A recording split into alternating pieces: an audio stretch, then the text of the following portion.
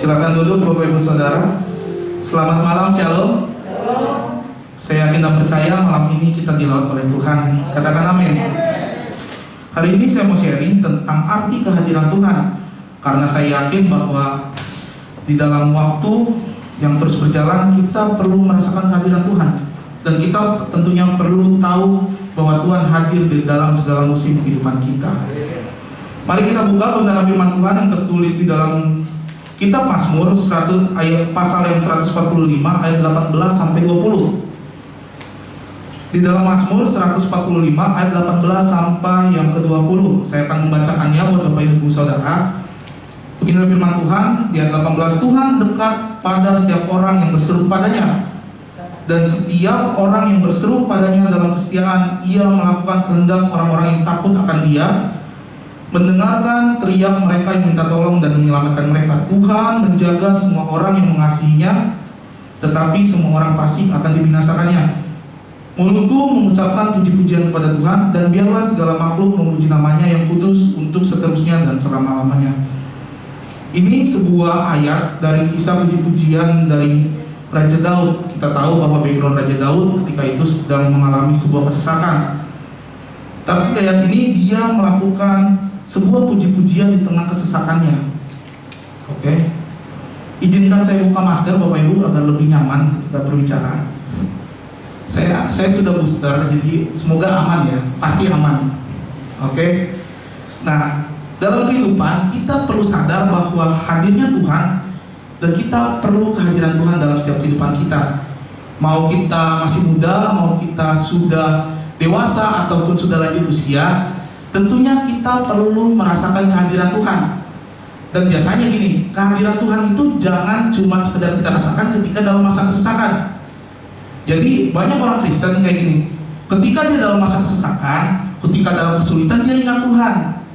Tetapi ketika dalam masa senang, masa happy ataupun dalam zona nyaman, dia lupa sama Tuhan. Nah, itu sering sekali terjadi dalam kehidupan orang Kristen. Jadi sebenarnya orang Kristen harus menyadari bahwa iman kita tidak tergantung situasi. Mau situasinya baik, situasinya buruk, dalam kesenangan ataupun kesesakan, kita harus sadar kita butuh Tuhan. Jadi butuh Tuhan itu tidak tergantung situasinya. Apapun situasinya, kita perlu Tuhan. Nah, di dalam kehadiran Tuhan dalam kehidupan setiap kita, saya yakin bahwa kehadiran Tuhan akan membawa perubahan. Kehadiran Tuhan pasti membawa perubahan dalam kehidupan orang percaya. Kita bisa lihat contoh-contohnya di dalam Alkitab. Daud yang dulunya seorang berdosa, ketika Tuhan hadir dalam hidupnya, dia diubahkan. Kita tahu juga dulunya ada Saulus, ketika Tuhan hadir dalam hidupnya, menjamah hidupnya, diubahkan menjadi seorang Paulus. Dan hari-hari ini ada sebuah kisah nyata di Jepang. Kalau kita searching di Google, ada seorang namanya Tatsuya Shindo. Dia mantan seorang Yakuza. Dan ketika dia mengalami Tuhan hadir menjamah hidupnya, dia diubahkan. Kalau kita ikuti background story Yakuza, itu adalah seorang yang preman di Jepang, sebuah organisasi besar, yang mana organisasi ini sebenarnya sering membunuh, sering menyiksa orang-orang. Dan salah satu orang yang punya posisi kuat di Yakuza itu, si Tatsuya Shindo ini, dia bertobat. Karena saya yakin bahwa perjumpaan pribadi dengan Tuhan akan membawa kepada perubahan, yaitu adalah pertobatan. Nah, hari ini saya mau sharingkan adalah bahwa mengalami Tuhan itu artinya kita harus mengalami perubahan. Jadi jangan hanya stop ketika kita mengalami Tuhan di gereja. Karena banyak orang kayak gini, banyak orang mengalami Tuhan hanya sekedar bulu kuduknya merinding. Ketika dia worship, ketika dia menyembah, bulu kuduknya merinding. Wah, panas. Padahal kehadiran Tuhan tidak ditentukan oleh keadaan seperti itu. Mau bulu kuduknya merinding, mau tiba-tiba panas, mau tiba-tiba ada anginnya, kehadiran Tuhan itu tidak ditentukan oleh seperti itu. Kehadiran Tuhan ditentukan oleh sikap hidup kita yang memuliakan Tuhan. Kalau hidup kita bisa memuliakan Tuhan, artinya Tuhan sudah hadir dalam kehidupan kita. Jadi kalau tiba-tiba ada yang merinding, ada yang tiba-tiba panas, berangin, misalkan merinding, bisa aja kitanya tiba-tiba kesetrum atau apa, itu bisa merinding. Atau misalkan gini, misalkan tiba-tiba ada angin, ya tentunya ada angin karena ada AC. Kemudian tiba-tiba panas, ya bisa ya tiba-tiba AC-nya gangguan. Jadi kehadiran Tuhan itu tidak ditentukan oleh situasi seperti itu. Kehadiran Tuhan ditentukan dalam hidup kita ketika kita memuliakan Tuhan. Orang yang memuliakan Tuhan, saya yakin bahwa hidupnya mengalami kehadiran Tuhan dan mengalami lawatan Tuhan. Setiap kita perlu mengalami kehadiran Tuhan, perlu mengalami lawatan Tuhan. Karena kenapa? Hidup kita sebagai orang percaya harus berbuah, harus menghasilkan buah, harus menghasilkan dampak yang baik bagi sekitar kita. Kita nggak mungkin bilang mengasihi Tuhan, tapi kita gagal mengasihi sesama. Kegagalan kita mengasihi sesama adalah bukti bahwa kita gagal mengasihi Tuhan. Jadi perlu sebuah kesatuan. Ketika kita mengasihi Tuhan, artinya kita juga harus mengasihi sesama. Orang yang mengalami kehadiran Tuhan, dia gak akan membeda-bedakan mau mengasihi siapa. Walaupun hari-hari ini mungkin kita ketemu sama orang-orang yang nyebelin, ketemu sama orang-orang yang mungkin membuat kita jengkel, tapi harusnya kita bersyukur ketemu orang-orang kayak gitu. Karena ketika kita ketemu sama orang-orang gitu, artinya Tuhan mau sedang berproses dalam hidup kita. Jadi jangan pernah berpikir kalau ketemu orang yang nyebelin, orang yang menjengkelkan, itu wah ini kenapa sih harus ketemu orang kayak gini? Kenapa sih harus ketemu orang-orang kayak gini? Udah nyebelin, jengkelin, mukanya sepet gitu. Padahal itu adalah salah satu cara Tuhan untuk memproses kita. Jadi kalau kita ketemu orang-orang kayak gitu, bersyukurlah. Artinya Tuhan sedang mau berproses sama kita. Kita harus mulai berpikiran positif untuk hal-hal kayak gitu. Oke? Jadi, tapi seringkali kayak gini, kehadiran Tuhan seringkali kita gagal merasakan kehadiran Tuhan karena situasi. Jadi sering banget kita merasa, oh gua gak maaf, saya jadi sering logo ya, maaf ya. Mungkin gini, kok saya jadi jarang merasakan hadirat Tuhan ya? Kok saya jadi tidak merasakan lagi hadirat Tuhan? Saya tidak merasakan lagi Tuhan dalam hidup saya. Karena biasanya kayak gini, ketika kita ngomong kayak gitu, kita tergantung sama situasi kita. Karena situasinya mungkin lagi enak, wah saya nggak bisa rasain Tuhan nih. Karena orang Kristen biasanya rasain hadirat Tuhan atau rasain kehadiran Tuhan itu ketika dia sulit. Karena biasanya orang Kristen kan makin dia dijepit, makin dia mengalami masalah kan, makin dia merasakan hadirat Tuhan ya biasanya ya. Biasanya kayak gitu orang Kristen biasanya.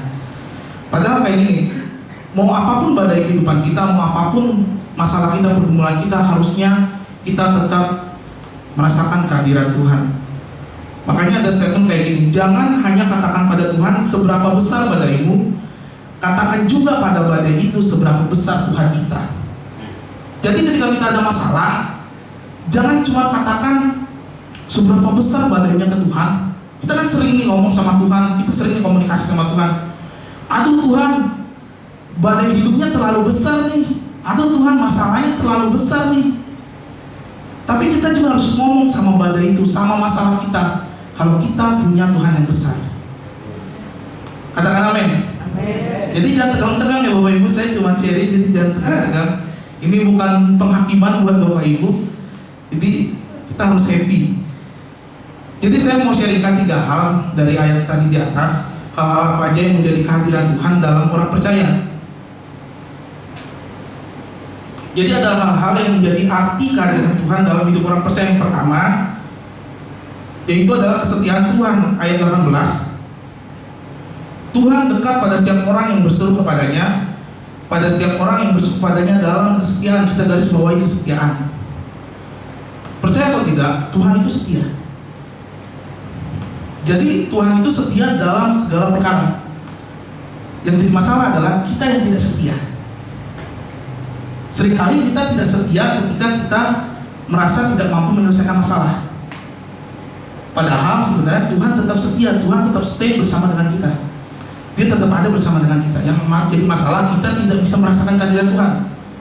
Karena kenapa? Fokus kita sudah tidak pada Tuhan lagi.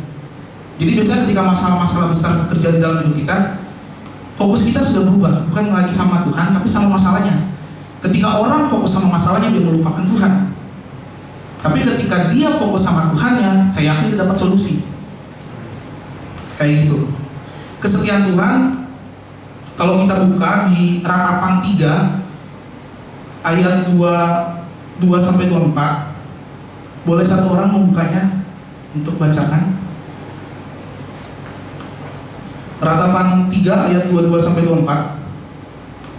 Ratapan 3 ayat 22. Tak berkesudahan kasih setia Tuhan, tak habis-habisnya rahmat-Nya, selalu baru setiap pagi, besar kesetiaan-Mu. Ayat 24. Tuhan adalah bagianku, kata jiwaku. Oleh sebab itu, aku berharap kepadanya. Nah, di sini kasih tak berkesudahan kasih setianya Tuhan. Di Ratapan ini dijelasin bahwa kasih setia Tuhan itu tidak berkesudahan. Jadi sebenarnya yang berkesudahan itu adalah kasihnya kita biasanya sama Tuhan. Padahal ada sebuah statement menarik kayak gini. Seringkali Tuhan setia, kitanya nggak setia. Padahal sebenarnya kita harus bisa setia sama Tuhan. Terobosan besar selalu dimulai dari hal kecil yang kita lakukan dengan setia. Jadi jangan pernah kayak gini, jangan pernah minta sesuatu yang besar dari Tuhan kalau untuk sesuatu yang kecil saja kita tidak setia. Jadi hari-hari ini mungkin kita sering banget minta perkara-perkara besar, perkara-perkara hebat. Tapi kalau kita belum bisa setia sama perkara-perkara kecil, saya yakin Tuhan gak akan percaya perkara besar. Jadi kan sering banget nih kita minta perkara-perkara besar, dan kita kadang gak mau melakukan perkara-perkara kecil.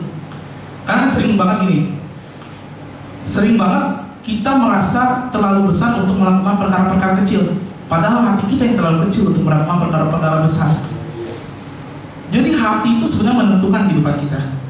Kalau hatinya tidak beres, saya yakin perkara-perkaranya pun tidak akan beres. Dan sering sekali orang-orang yang hatinya tidak beres, dia tidak setia terhadap Tuhannya. Dia akan melupakan Tuhannya dan mulai sibuk. Hari-hari ini kan sudah mulai normal ya, kehidupan sudah mulai normal, pekerjaan sudah mulai normal, dan mungkin kita akan mulai terbiasa lagi ke kehidupan yang dulu. Kalau dulu kan sebelum COVID tuh, kalau saya nanya nih sama beberapa orang, gimana nih pembacaan Alkitabnya? Aduh, nanti deh, saya lagi sibuk, pulang kerja capek. Kalau ibu-ibu kan biasanya pagi-pagi masak dulu tuh. Mama saya sih gitu ya, pagi-pagi dia masak. Bapak saya biasanya minta kopi gitu. Biasanya udah sibuk tuh dari pagi, pas udah malam udah capek biasanya, sampai lupa baca Alkitab. Padahal sebagai orang Kristen, sebagai orang percaya, kita harus punya waktu khusus sama Tuhan. Kesetiaan kecil kita dimulai itu dari mana? Dari pembacaan Alkitab kita. Ketika kita meninggalkan Alkitab kita meninggalkan perkara besar yang Tuhan sedang mempersiapkan bagi kita. Kita harus mulai start dari pembacaan Alkitab kita. Itu sebuah perkara-perkara kecil yang mana seringkali kita melupakannya. Itu poin yang pertama. Dan saya yakin kayak gini, apapun masalahnya, ketika Tuhan setia kayak gini, banyak hal mungkin di luar kendali kita, tapi tidak di luar kendalinya Tuhan. Jadi kalau kita percaya sama kesetiaannya Tuhan, janji-janjinya Tuhan, semua hal yang di luar kendali kita itu pasti dalam kendalinya Tuhan. Yang perlu kita lakukan adalah kita percaya bahwa Tuhan setia dalam kehidupan kita. Yang kedua yang mau saya bahas, yaitu adalah tentang pemeliharaan Tuhan. Ayat 20 dikatakan kayak gini, Tuhan menjaga semua orang yang mengasihinya, tetapi semua orang fasik akan dibinasakannya. Jadi ada dua tipe sebenarnya. Ada orang yang menyukakan hati Tuhan, ada orang fasik. Ini jadi pilihan nih di antara kita. Kita mau jadi orang yang menyukakan hati Tuhan atau jadi orang fasik. Itu balik lagi ke pilihan kita. Cuma alangkah baiknya kita jadi orang benar. Agar apa? Agar kita mengalami pemeliharaan Tuhan. Ada kalanya bagian kita hanya menjalani dan percaya Tuhan tetap pegang kendali hidup kita. Sabar pada cara dan rencana Tuhan dalam hidup kita, karena Dia tidak pernah terlalu terlambat. Tuhan itu nggak pernah terlalu cepat, tapi Tuhan itu selalu tepat pada waktunya. Jadi kalau kita percaya sama pemeliharaan Tuhan, kita sabar pada cara dan rencana Tuhan. Jadi cara itu bebas ya, terserah Tuhan caranya mau gimana memelihara kita. Kayak gini, Dia tidak pernah terlalu lambat. Tuhan nggak pernah terlalu cepat, tetapi Tuhan selalu tepat pada waktunya. Itu yang harus kita pegang. Kalau kita ikutin gitu story-story orang bersama dengan Tuhan, biasanya kan pertolongan Tuhan itu mepet-mepet ya. Mepet-mepet udah bilang hampir-hampir mentok nih biasanya. Dan di situ sebenarnya kita diuji, kita tetap setia nggak, kita tetap percaya nggak sama pemeliharaan Tuhan. Oke, yang terakhir, hal-hal apa saja yang menjadi arti Tuhan dalam orang percaya. Yang terakhir adalah tentang bagaimana pengucapan syukur kita. Kalau kita buka tadi di ayat Mazmur 145, di ayat 21, dikatakan kayak gini, mulutku mengucapkan puji-pujian kepada Tuhan, dan biarlah segala makhluk memuji namanya yang kudus untuk seterusnya dan selamanya. Bersyukur harus dalam segala musim kehidupan kita. Kita harus pegang kayak gini, bersyukur itu harus dalam segala musim kehidupan kita. Bersyukur tidak tergantung situasi, bersyukur tidak tergantung bagaimana keadaan kita. Bersyukur harus dalam segala musim kehidupan kita. Mungkin musim kehidupan kita nggak enak, mungkin musim kehidupan kita sulit, mungkin musim kehidupan kita paceklik, tapi kita harus bersyukur. Bukan bahagia yang menjadikan kita bersyukur, tapi bersyukurlah yang menjadikan kita bahagia. Kayak gitu. Jangan berhenti berupaya ketika menemui kegagalan. Bersyukurlah karena kegagalan adalah cara Tuhan mengajari kita arti sebuah kesembuhan. Jadi kalau hari-hari ini di antara kita nih ada yang buka usaha, ada yang buka sesuatu gitu, atau buka pelayanan-pelayanan lewat sosial media, jangan pernah takut gagal, jangan pernah takut kalah. Karena apa? Ketika kita gagal, ketika kita kalah, itu adalah caranya Tuhan mengajari kita arti sebuah kesembuhan. Jadi hari ini saya cuma mau ingatkan itu, tentang bagaimana kesetiaan Tuhan, tentang bagaimana pemeliharaan Tuhan, dan tentang bagaimana kita mengucap syukur. Saya undang Mas pemain musik sama Mas WL. Nah, ini menarik adalah bahwa kita harus sadar pemeliharaan Tuhan itu ajaib, dan kita harus sadar bahwa Tuhan tetap memelihara hidup kita. Saya undang semuanya bangkit berdiri.